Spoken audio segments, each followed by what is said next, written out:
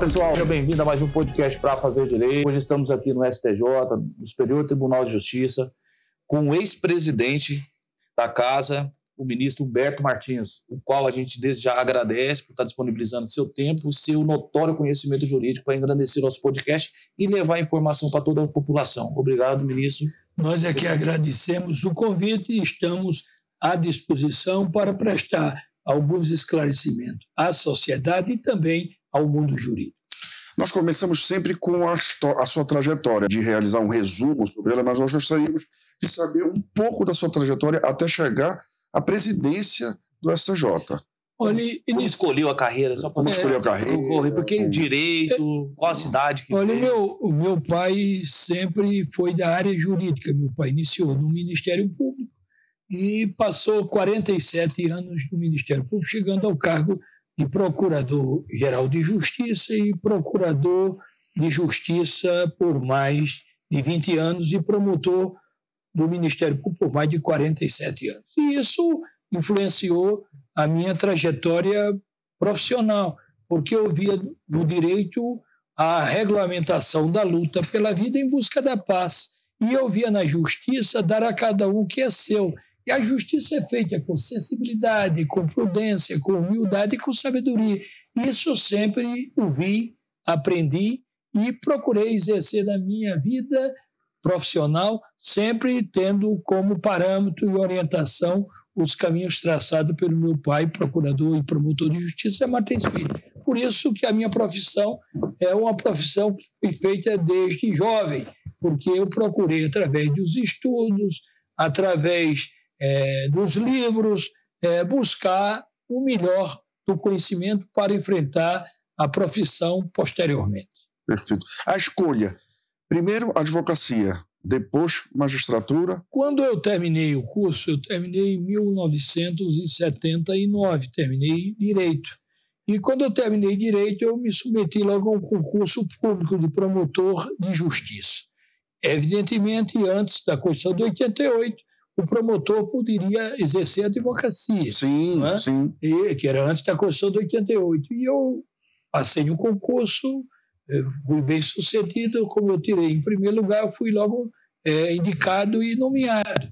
E exerci o Ministério Público 3 anos. Mas como eu também poderia exercer a advocacia, eu achei por bem fazer um outro concurso para procurador de Estado sob a orientação do meu pai, que eu estaria, mesmo constitucionalmente assegurado, mas eu estaria servindo a 2 senhores. De manhã eu era promotor de justiça e à tarde eu exercia a advocacia.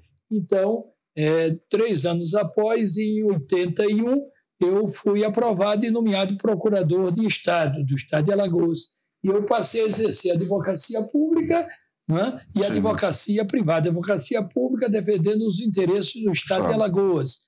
E a advocacia privada com relação aos meus constituídos. Então, as partes que me procuravam, eu fazia um estudo sobre o melhor direito, porque ninguém pode pleitear contra o direito.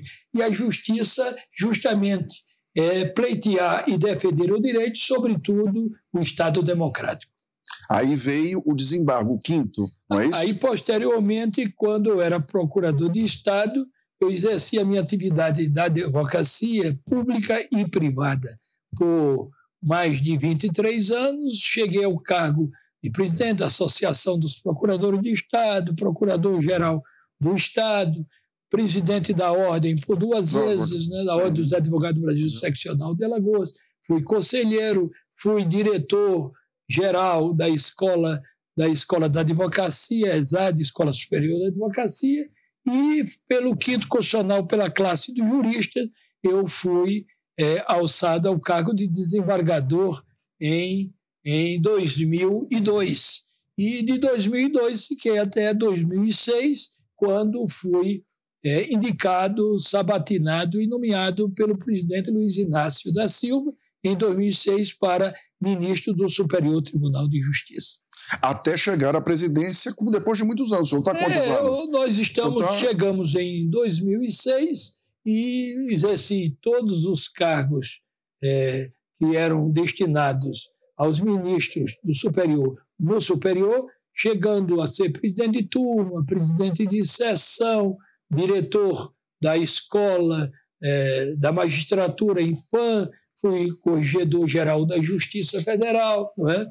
Fui corregedor nacional de Justiça, vice-presidente e presidente, com muito orgulho, do Superior Tribunal de Justiça, o Tribunal da Cidadania, e também do Conselho da Justiça Federal, e também exercendo o cargo por indicação do Superior Tribunal de Justiça de ministro substituto do Tribunal Superior Eleitoral, e renunciei para exercer o cargo de corregedor da Justiça Federal.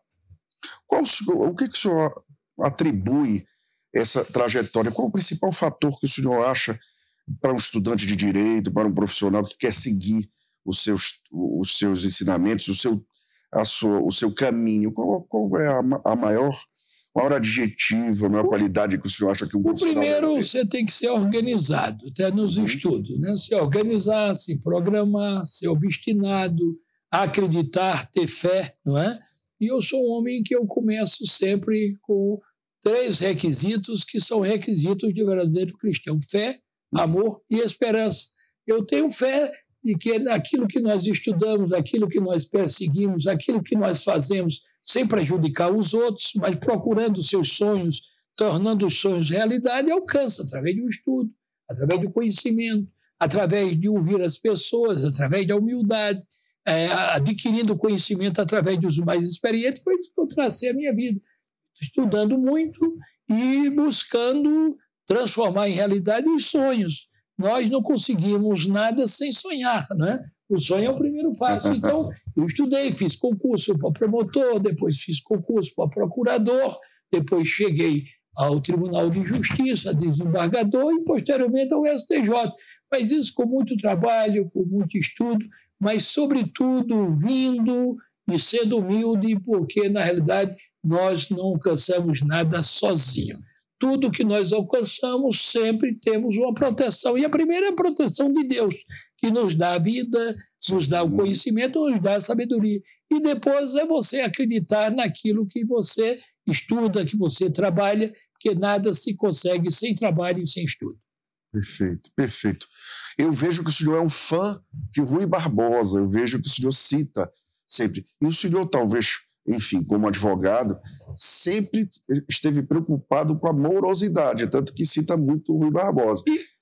Isso é uma grande verdade, porque o Rui Barbosa foi o maior advogado e é o patrono dos advogados brasileiros. Sim. E o próprio Rui Barbosa foi um exemplo de estudo, de trabalho, de obstinação, um homem que se preocupava com as causas sociais, políticas, econômicas, mas, sobretudo, sobre a boa distribuição da justiça, porque o verdadeiro advogado é aquele que é essencial à administração da justiça, a exemplo do Ministério Público e da magistratura, os 3 essenciais à boa administração da justiça, dando a cada um que é seu.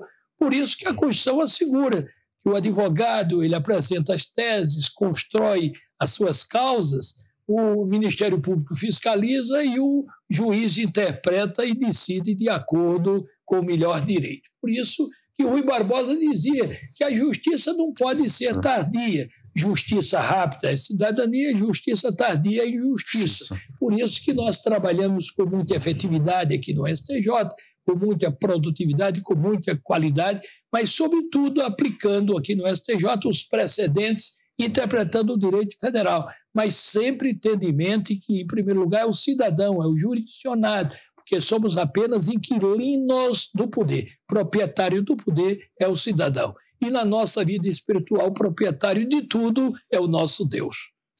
Muito bem. Excelente. Ministro, nesse longo percurso dentro do judiciário, quais foram as principais dificuldades alcançadas, foram enfrentadas? Como você vê hoje o judiciário e qual a perspectiva futura do judiciário? Olha, hoje todas essas dificuldades nós enfrentamos no dia a dia, isso é normal da vida, não é? Porque nós vivemos na Terra. Procuramos um dia quem é crente em Deus, não é? Aqueles que acreditam em Deus sabem que um dia poderemos ter, dependendo de cada um, do nosso livre-arbítrio, a vida eterna. Por outro lado, nós temos que trabalhar sempre em favor do bem comum, em favor do bem geral. Quando nós temos dificuldades, devemos enfrentá-las com fé, com amor, com esperança, com coragem cívica, e procurando estudar e transformando as dificuldades em facilidades, e nunca transformando as facilidades em dificuldades. Então, essas dificuldades, nós estudamos muito para vencer dificuldades.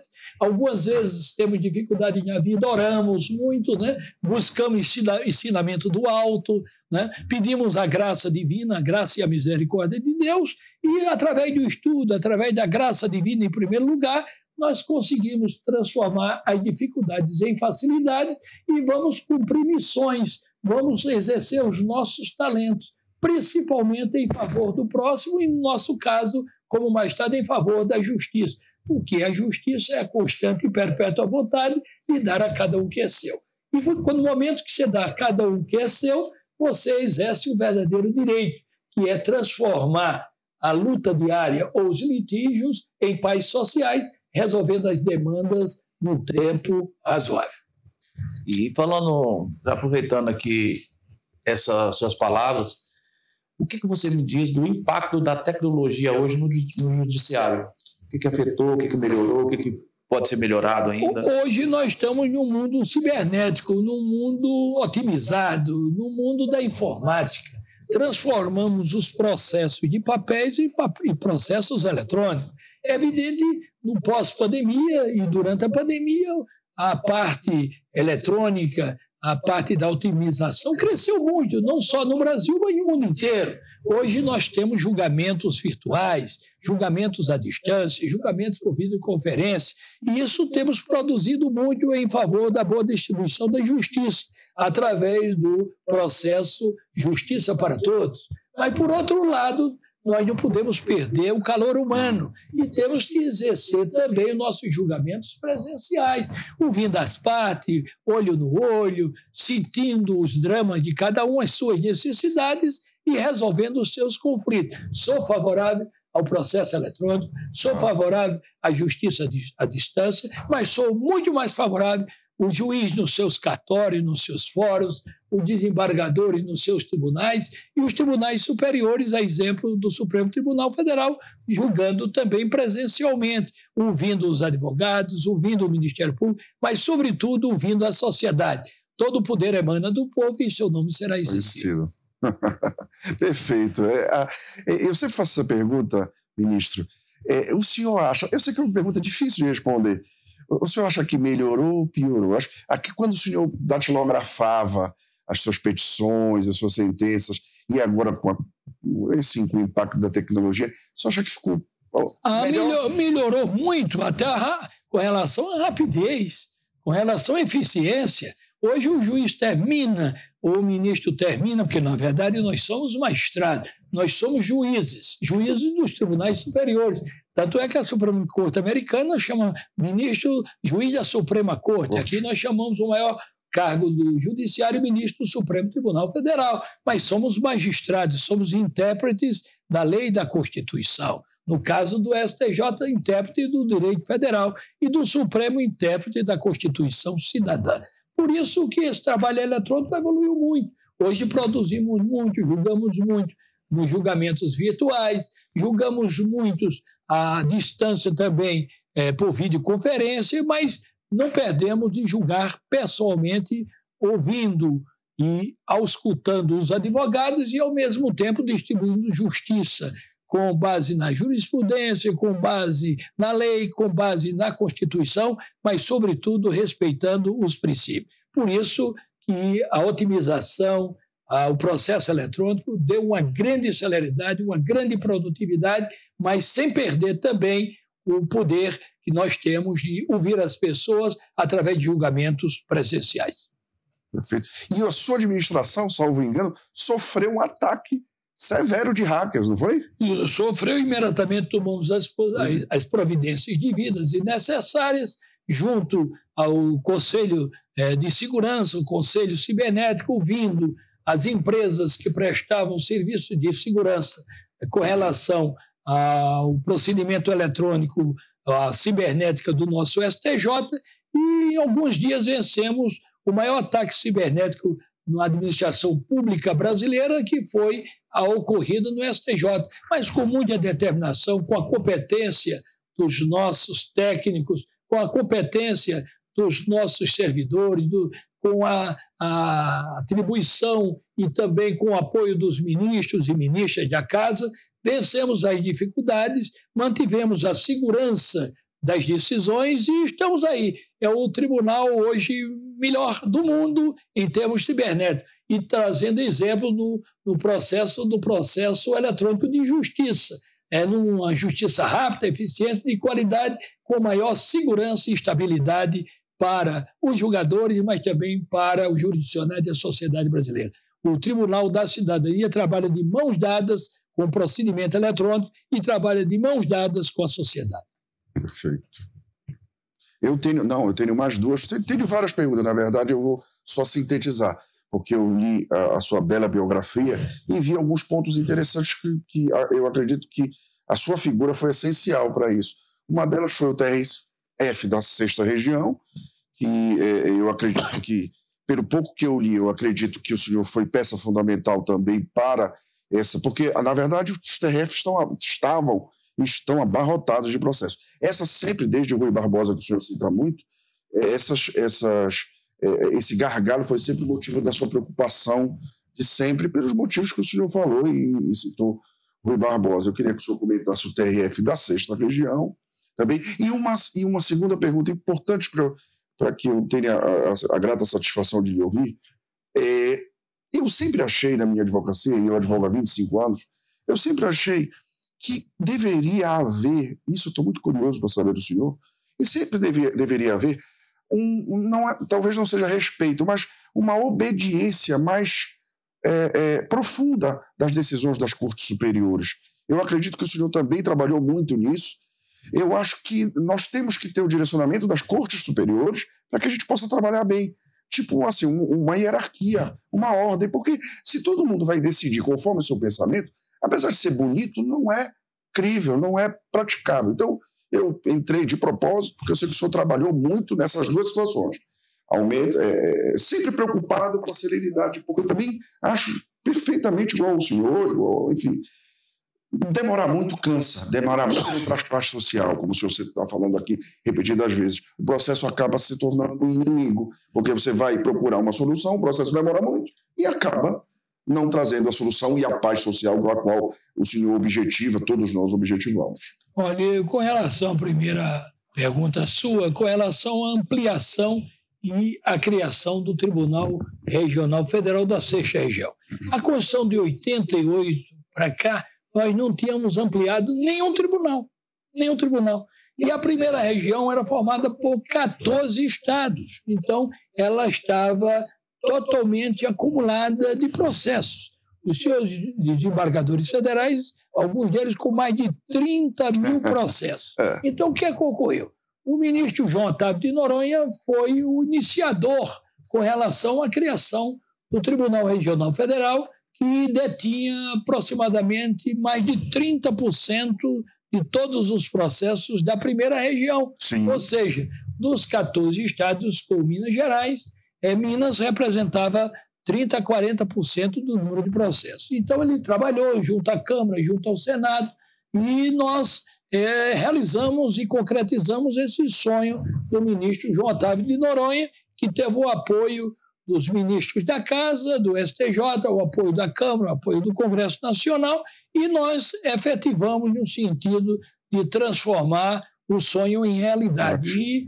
E no governo anterior, né, nós aprovamos na Câmara e no Senado a criação do Tribunal Regional da 6ª Região, implementamos o orçamento sem onerar a União, porque obtivemos recursos também do Tribunal Regional Federal da Primeira Região, no início também servidores cedidos pela Primeira Região, assessores, e no governo do presidente Bolsonaro, nós instalamos o tribunal, e instalamos e demos posse aos 18 desembargadores. Então, instalamos, demos posse, e agora, há poucos dias, em agosto, nós aniversariamos o tribunal, o primeiro ano do tribunal, Sim. sob a presidência da desembargadora Mônica Cifuentes, que pediu a sua transferência, a sua lotação do TRF1 para o TRF6.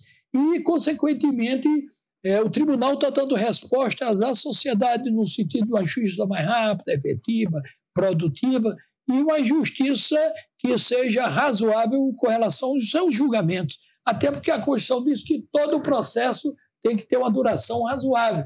Se a justiça demora, ela desacredita não só a advocacia, mas desacredita a própria justiça, ao próprio cidadão que passa a não confiar na justiça quando ela não resolve os seus conflitos e não restabelece a paz social, que é através das decisões definitivas. E dá muito mais ainda, na segunda pergunta, estabilidade e segurança jurídica, quando se respeita as decisões. E quando as decisões não são cumpridas pelos tribunais com relação às decisões maiores dos tribunais superiores, entra com a reclamação. Essa reclamação dizendo que, evidentemente, aquele tribunal está descumprindo uma decisão de um tribunal superior e aquela autoridade faz com que o tribunal que esteja subordinado ao tribunal superior cumpra aquelas decisões. Por isso, também que temos que trabalhar pela estabilidade e segurança para que o tribunal, em casos iguais, não fique mudando. Por quê? Porque a segurança jurídica traz um crescimento econômico e social. Os investidores acreditam em um país em que há a segurança dos contratos, você faz segurança, investe muitos recursos do país e, posteriormente, aquilo que foi acordado passa a ser dissolvido por decisões posteriores contrárias àquelas que davam garantia para os investidores. Por isso que a segurança jurídica também é uma premissa que deve ser obedecida, deve ser atendida e deve ser um veículo maior de todo o tribunal, no sentido de que as decisões tenham permanência, tenham duração muito longa, né? Pode até mudar posteriormente, mas muito tempo depois, se ocorrer uma mudança social. Porque muitas vezes aquilo que não era crime, hoje pode ser crime amanhã. Aquilo que é crime amanhã pode deixar de ser crime hoje. Isso dependendo do fenômeno social, porque o direito é justamente essas transformações da sociedade, construções de fatos em busca de novo viver diário. Isso é o verdadeiro direito, né? É a mudança social, transformação social, mas em favor do homem. Por isso que o direito busca a paz, busca a harmonia, busca o equilíbrio econômico, social e político, mas todos três visando o bem-estar do homem, o bem-estar da sociedade, o bem-estar geral. Esse é o sentido de justiça, dar a cada um o que é seu, mas, sobretudo, uma justiça rápida em favor de todos e para todos. Por isso que nós criamos um tribunal da 6ª Região e aprovamos, através da iniciativa do ministro Otávio de Noronha, aprovado com apoio da Câmara e do Senado, do Congresso Nacional, e transformado isso através de uma PEC. Aprovamos a questão da relevância da nossa gestão, que é um filtro que equivale à repercussão geral do Supremo, para que aqueles processos, que são processos iguais, temos um filtro que possa ser decididos nas instâncias inferiores. Evidentemente, temos um teto. As questões que sejam superiores a 500 salário mínimo, ela vem para o STJ. Aquelas questões que são inferiores a 500 salário mínimo, elas são decididas nos tribunais estaduais e nos tribunais regionais federais. E também, por outro lado, temos as questões que, subjetivamente, nós já presumimos como questões de relevância, as questões que envolvem o direito de família, as questões políticas de improbidade, as questões que nós chamamos de elegibilidade. Essas questões são levadas até o Supremo Tribunal Federal, porque há a presunção da relevância. Em resumo, nós queremos uma justiça rápida, eficiente, uma justiça que ofereça garantia e estabilidade jurídica das decisões e uma justiça de todos e para todos. Nós somos servidores do público, servidores da sociedade, seja legislativo, executivo, judiciário.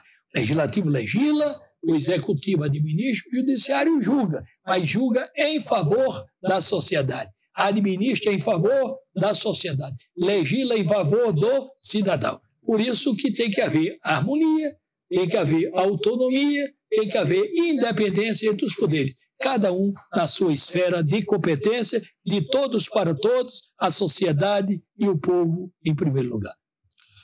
O senhor, eu quero lhe dizer o seguinte, nós, advogados aqui, que trabalhamos em Belém, temos causas no TRF, e eu quero lhe parabenizar, porque o TRF da Sexta ele já está em funcionamento e ele já está desafogando. Nós, infelizmente, sofremos muito com o TRF1, porque muitos processos, decisões que demoram muito para sair, e hoje nós já estamos experimentando a redistribuição e o efetivo trabalho que os senhores fizeram para a gente poder trabalhar melhor, porque isso é uma cascata.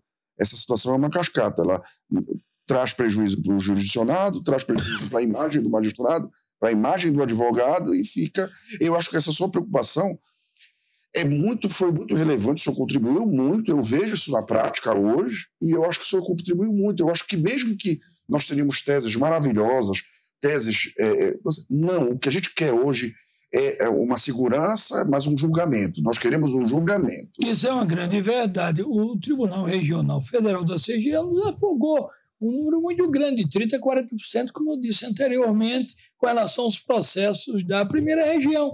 E, evidentemente, está trabalhando muito. Além dos processos que receberam, houve novas distribuições. Sim. Novos processos em alimento em Minas Gerais. E os desembargadores, com muita eficiência, com trabalho hercúleo, com muita competência, têm decidido e têm diminuído o seu acervo. Evidentemente, desafogou a primeira região e trabalha com maior tranquilidade para dar maior efetividade à prestação jurisdicional. Por outro lado, na nossa gestão, é bom ouvir e ressaltar, nós criamos o Fale com o Presidente, onde que as pessoas que não eram advogados, não eram políticos, não eram detentores de cargo público, poderiam procurar o STJ aproximando o cidadão da magistratura do Poder Judiciário. Nós não podemos distanciar o cidadão do poder, como eu sempre friso, porque o cidadão é o instrumento maior dos poderes da República. Não, em primeiro lugar está o cidadão brasileiro, o cidadão, o ser humano. Esse é o primeiro lugar, porque nós exercemos o cargo, seja no Legislativo, Executivo e Judiciário, mas não perdemos a condição de pessoa, de ser humano. Né? Na verdade, somos cidadãos brasileiros que exercemos cargo em um dos três poderes da República, apenas como instrumento em prol de uma justiça, de um legislativo e de um executivo em favor do interesse geral, do interesse coletivo. Nós não podemos buscar o interesse próprio, mas sim o interesse geral, o interesse coletivo, o interesse da sociedade, buscando melhores serviços essenciais, buscando melhor segurança, buscando uma justiça para todas, rápida, eficiente e produtiva, onde não olhe pessoas, mas olhe o direito, onde não veja a condição econômica, social e política, mas veja a distribuição do melhor direito em favor daquele que realmente tem o direito sobre aquela causa. Quando a gente resolve a demanda, a gente restabelece o quê? A paz social. Então, isso é a finalidade do direito, como diz Ponto de Mirandes. Todo mundo fala o que é direito, e ele diz, direito é luta, direito é trabalho. E o direito é o pensamento da sociedade em busca da paz. Quando você resolve o litígio e traz a paz, você estabelece o direito na sociedade. Quando você dá a cada um o que é seu, você faz justiça. E o próprio Deus é justiça, paz, amor, liberdade.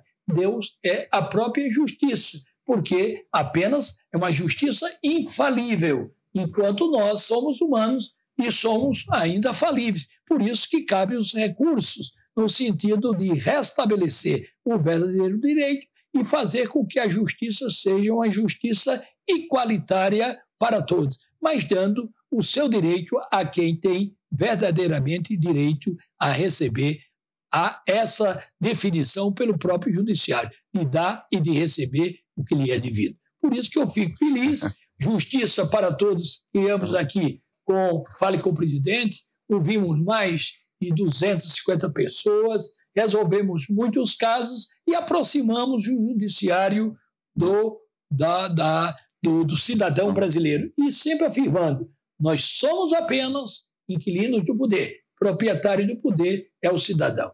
Fico aqui com o coração aberto, de portas abertas, porque o Tribunal da Cidadania é de todos nós. Pontes de Miranda, o senhor agora falou.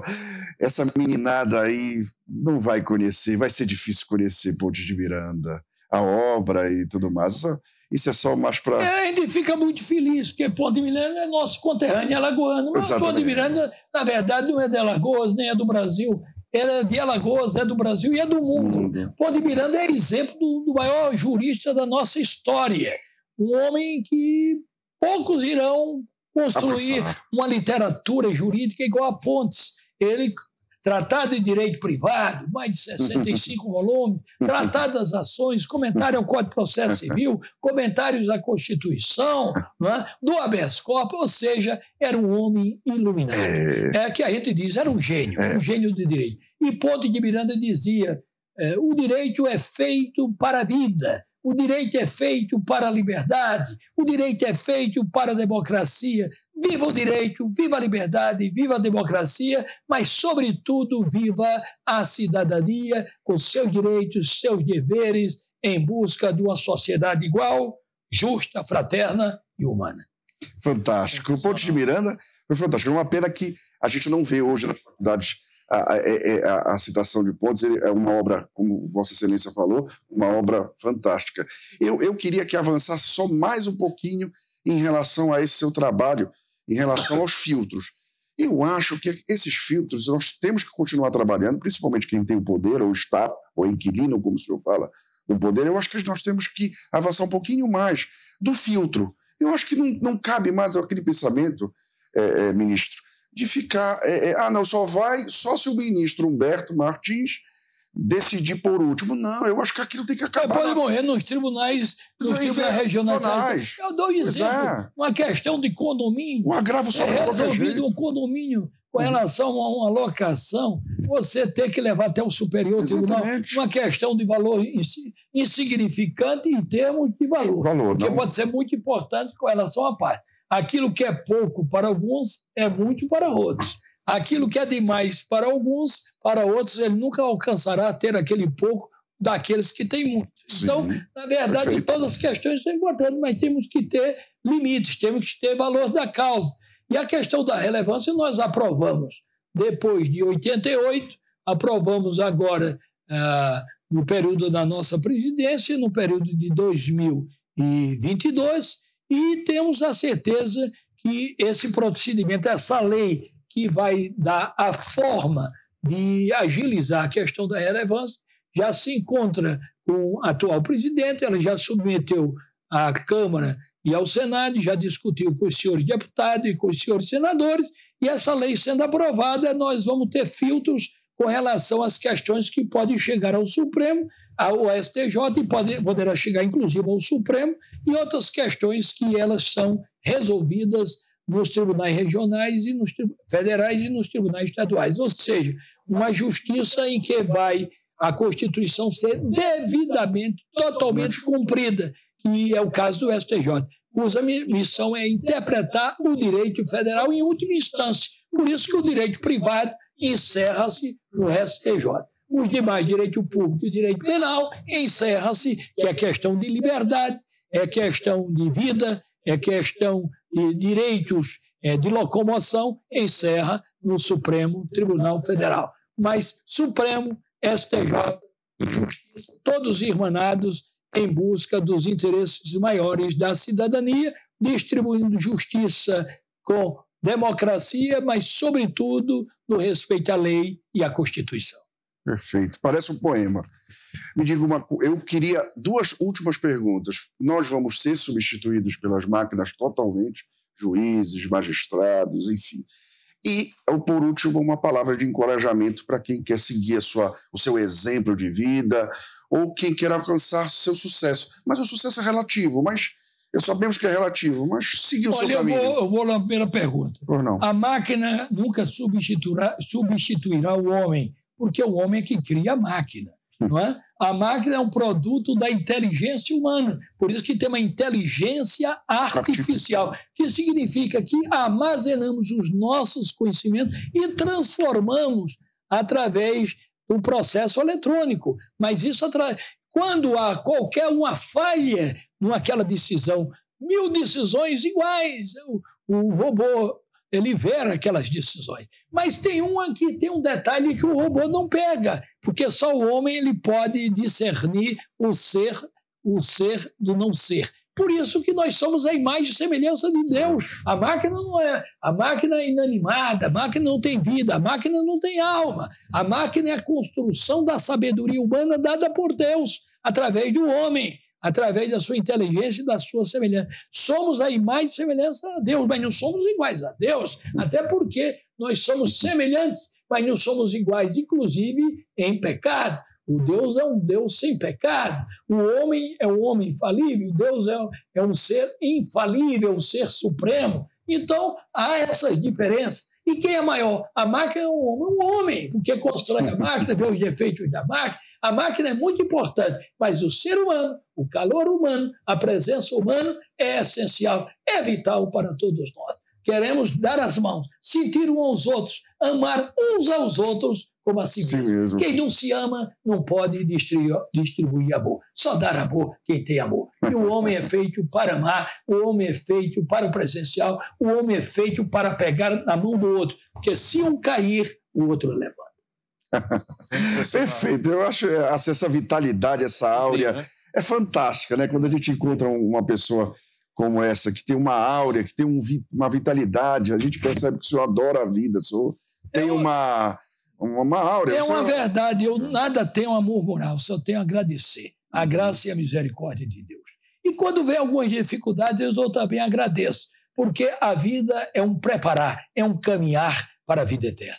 E tudo depende de nós, porque Deus abre as portas da graça e o homem, adentra ou não, depende do seu livre arbítrio. Por isso que todos nós iremos prestar contas. O que fizemos de bom, o que fizemos de ruim. E amanhã seremos indagados. Você enterrou ou você produziu os seus talentos? E eu quero, no final da jornada, deixar um legado. Eu busquei fazer o máximo em favor do meu próximo. E, através da justiça, servir e dando a cada um que é seu, mesmo errando, mas com a consciência de que estava agindo corretamente. Por isso que existem os tribunais, por isso que existem os acordos, por isso que existe o que nós chamamos as decisões colegiadas. Porque se um se equivocar, o outro corrige. E juntos pedimos a graça e a misericórdia de Deus, porque só Ele é que pode nos salvar e dar o direito sem qualquer falha, sem qualquer definição adversa. Juntos iremos construir um mundo melhor. Juntos iremos trabalhar por um planeta saudável, humano, fraterno, igual, sem descrença das pessoas, mas, sobretudo, com muita fé e muito amor no outro.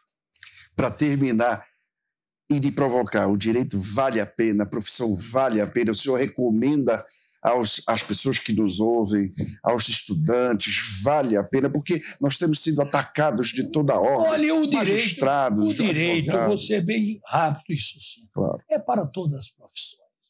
O direito é para o cidadão comum, para o cidadão que tem melhores condições econômicas, sociais e políticas. O direito é feito para todo, o direito é vida. O direito é o dia a dia das pessoas. O direito é o exercício da nossa vida diária. O direito é o que dá a beleza das coisas, porque definimos o certo do errado. O direito é a luta em busca da igualdade. O direito é a busca da regulamentação de todas as atividades sociais, econômicas e políticas em favor do homem. Porque a razão do direito é o homem.